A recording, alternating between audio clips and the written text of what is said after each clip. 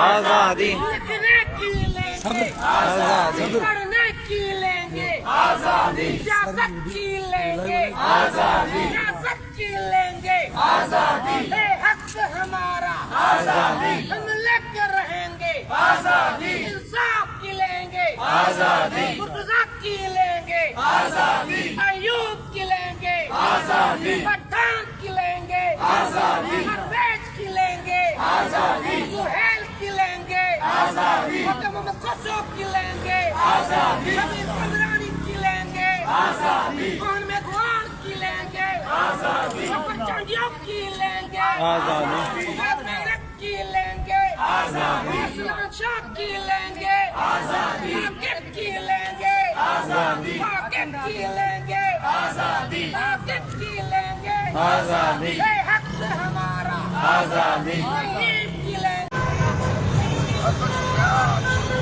आजादी आजादी आजादी, आजादी, आजादी, आजादी,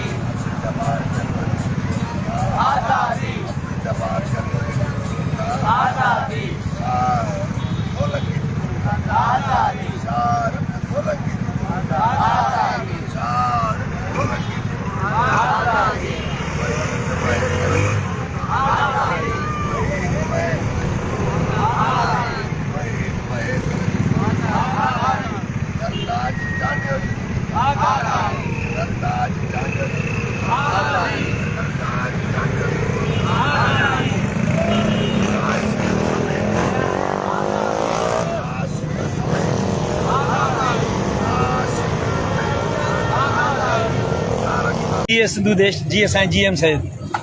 दोस्तो जीअं त अॼु ईद उल ज़ुहा जे ॾियारे ते असांजे सिंध मां क़ौमी कारकुन खे खंभे खणी गुम कयो वियो आहे जेको सिलसिलो 15 सालनि खां वठी जारी ऐं सारी आहे। अॼु ईद जे ॾींहं ते असां सभु क़ौमी कारकुन इहा ई घुर था कयूं त सॼी सिंध मां जेके बि खंभे गुम कयल क़ौमी कारकुन आहिनि उन्हनि खे आज़ादु कयो वञे ऐं उन खां पोइ सॼी सिंध में जिन भी क़ौमी कारकुननि खे सरकार जे तरफ़ां शहीद कयो वियो आहे अॼु ॾींहं ते उन्हनि जा कातिल बि नामालूम लॻा पिया आहिनि ऐं मुसलसिल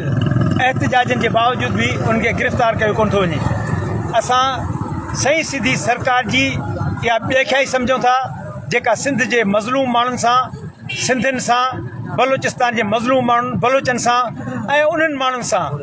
जेके सिंध जे मज़लूम माण्हुनि जे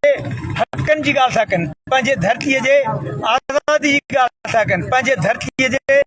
सिंधी माण्हुनि जे निजात जी ॻाल्हि था कनि उन्हनि माण्हुनि खे सरकार हिकु हिकु करे उन्हनि खे शहीद करे थी हिकु हिकु करे उनखे गिरफ़्तार करे खणी गुम करे थी वञे।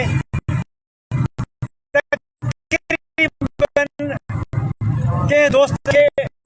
10 साल थिया आहिनि कंहिं साल